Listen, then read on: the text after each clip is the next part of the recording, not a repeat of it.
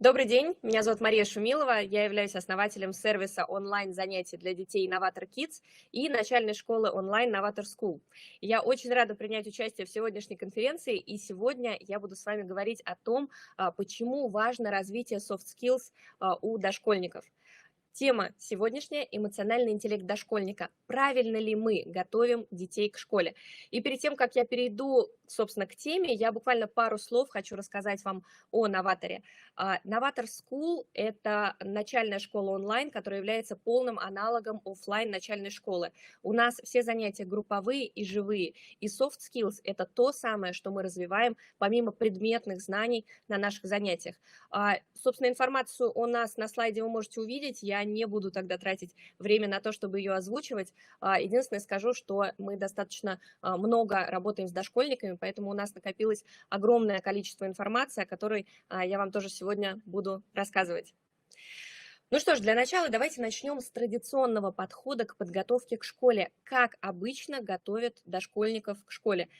Не только в государственных школах, у которых действительно более традиционный подход, но и в частных центрах принято выделять следующие основные категории для подготовки. Это счет, чтение, письмо и окружающий мир.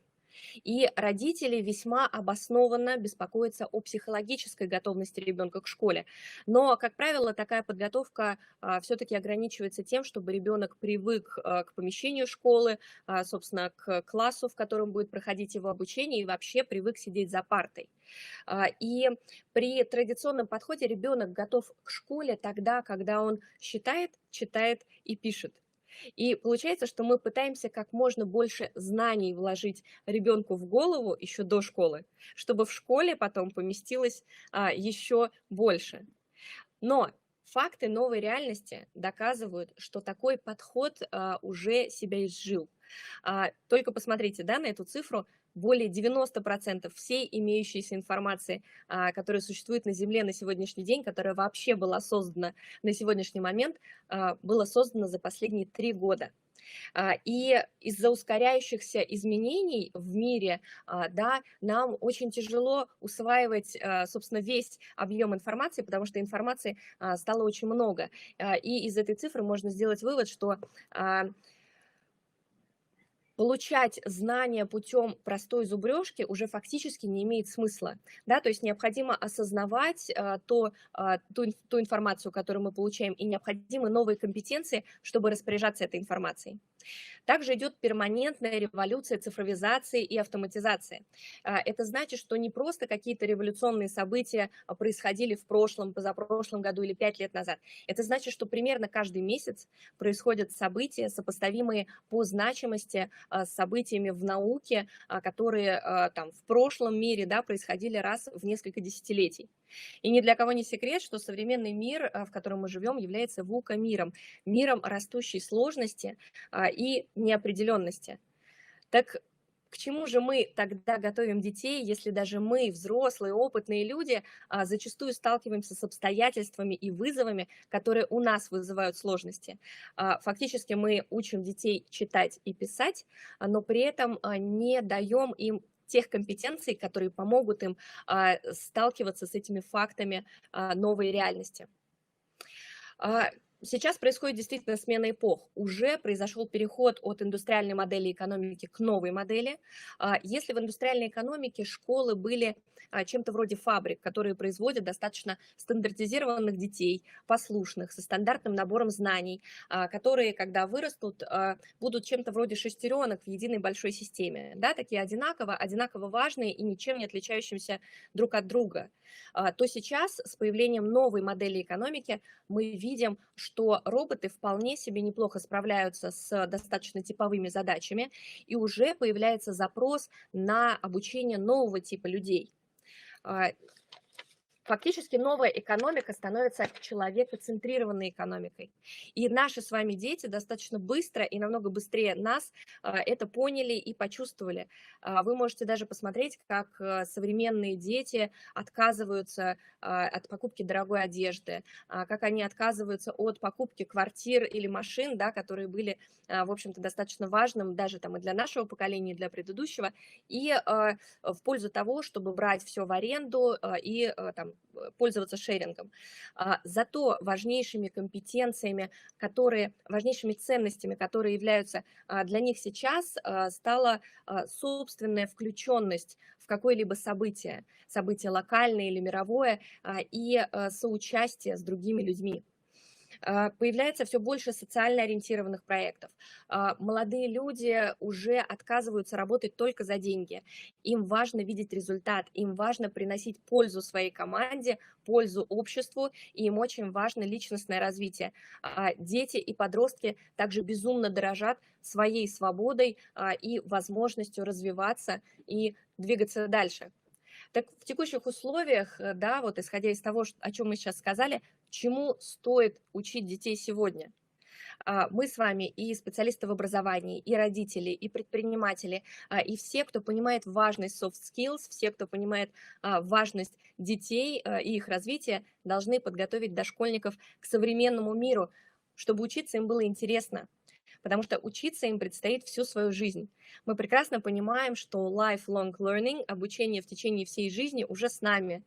Дети несколько раз за жизнь сменят профессии, и у детей еще произойдет очень много перемен, да, в том мире, в котором они живут. Соответственно, им придется все время учиться чему-то новому, а это должно быть интересно. Во-вторых, мы должны помочь нашим детям научиться работать в команде. Потому что сложности современного мира и вызовы современного мира таковы, что в одиночку с ними уже не справиться. Нам важно научить детей предпринимать и нестандартно мыслить, потому что каждый раз они будут сталкиваться с нетривиальными ситуациями, которые будут требовать новых изменений, мануалов, по которым нету, да, вот в старом традиционном мире. И также последняя, но безумно важная вещь. Мы должны научить своих детей понимать других людей, понимать эмоции других людей и свои собственные эмоции, потому что это поможет им сохранить психологическое и физическое здоровье с учетом той огромной нагрузки, которую им придется нести. Как интегрировать все то, о чем я сейчас сказала, в образовательный процесс? Я вам расскажу, как это делаем мы в Novator School, потому что это базовые вещи, на которых мы строим наш образовательный процесс. Во-первых, очень важна подготовка детей к школе в группах. То есть индивидуальная подготовка, да, там, не знаю, подготовка с репетитором, еще какая-то, даст определенные знания, причем, возможно, достаточно сильные, но при этом не даст важнейшие навыки, которые дает групповая работа. Это умение работать в команде, это умение коммуницировать, это развитая эмпатия и приобретение новых качеств и навыков, потому что дети учатся друг у друга, они видят, чего у них не хватает и что есть у их одногруппников. Во-вторых, мы обязательно используем в дошколке проектную работу. Это позволяет развивать междисциплинарность. То есть мы учим детей использовать знания из разных областей. Да, не секрет, что узкие специалисты, да, в современном мире должны обязательно учитывать информацию из смежных областей и применять ее в своей работе. И именно на стыке разных дисциплин появляются сейчас новые профессии и будут появляться еще в ближайшие годы.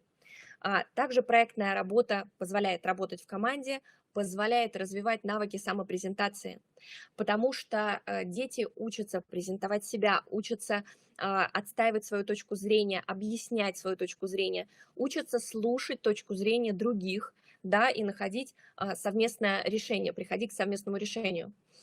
Очень важно то, что проектная работа позволяет самостоятельно находить знания. То есть если раньше при традиционном подходе детям говорили, что хорошо, что плохо, знания насаждались сверху, как информация о том, что нужно делать ребенку. Сейчас ребенку важно добывать знания самому. Ему важно уметь задавать правильные вопросы. И нам также важно задавать ребенку правильные вопросы в ходе его исследований, которые помогут ему думать. И также мы все прекрасно знаем, что до 7 лет основным способом познания мира у ребенка является сюжетно-ролевая игра. Проектная работа как раз является формой такой игры. Ребенок становится маленьким исследователем, который познает этот мир, да, и тем самым добывает сам такие важные ему знания и навыки. Очень важный момент, проектная работа помогает уметь воспринимать отрицательные отзывы. К сожалению, я все чаще это вижу, я все чаще вижу, как дети действительно травматично реагируют на какие-то негативные отзывы в их сторону, на проигрыши. А нам важно научить детей, что если ты упал, нужно встать и пойти дальше. Если тебе дали какой-то отрицательный отзыв, значит, у тебя есть что еще улучшить. И все это в сумме дает определенную осознанность ребенку. Мы стараемся формировать у наших учеников такое экосознание, когда дети не просто что-то делают, а когда они понимают, зачем они это делают. Поэтому мы часто задаем вопрос «почему?». Почему ты это делаешь? И задаем вопрос, а что тебе хочется? И стараемся добавлять практическую часть. Например, если мы проходим там зимовку птиц, да, мы обязательно ребенка призываем к тому, чтобы он покормил птиц. Если мы проходим проект по экологии о вреде пластика для окружающей среды, мы обязательно призываем ребенка сортировать, да, пластик, сдавать пластиковые крышки и так далее. И все это помогает ребенку чувствовать свой личный вклад. Ребенку очень важно чувствовать свой личный вклад в командную работу, в общество, да, вот в то, что происходит вокруг него. Все это формирует самостоятельность, самосознание, алгоритм самоанализа. И что тоже очень важно, фильтр информации. Как я уже сказала в самом начале своего выступления, больше 90% информации было создано за последние 3 года. Ребенку критически важно фильтровать информацию и находить только действительно стоящую информацию. Для этого он должен быть очень осознанным, анализировать все, что происходит вокруг, и уметь действительно отфильтровывать и брать себе только то, что ему нужно. Все это формирует внимание, усидчивость и самостоятельность. Ну что ж, коротко к выводам. Счет, чтение и письмо – это не ключевые компетенции для дошкольника. Это то, чему ребенка научат в 1 классе, а ключевые компетенции, которые помогут ему приспособиться к современному миру, совсем другие. Время изменилось, поменялась экономика, и значит поменялись требования к образованию.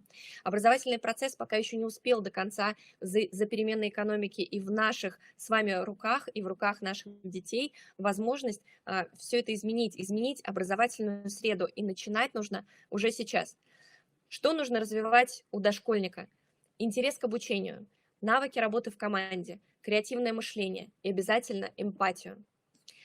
И для участников сегодняшней конференции я бы хотела сделать небольшой подарок по промокоду «Новатор21». Все, кому интересны наши занятия и вообще, кому интересно пройти диагностику и узнать, готов ли ребенок к школе не только по категориям счета, чтения и письма, но и по более важным категориям по уровню развития soft skills, мы вас приглашаем на бесплатное вводное занятие, на которой полную диагностику вы как раз получите. Тем, кого заинтересует наше занятие, вы получите также 15% скидку на пакет премиум по подготовке к школе, в который входит та самая проектная работа, а также занятия с логопедом и психологом.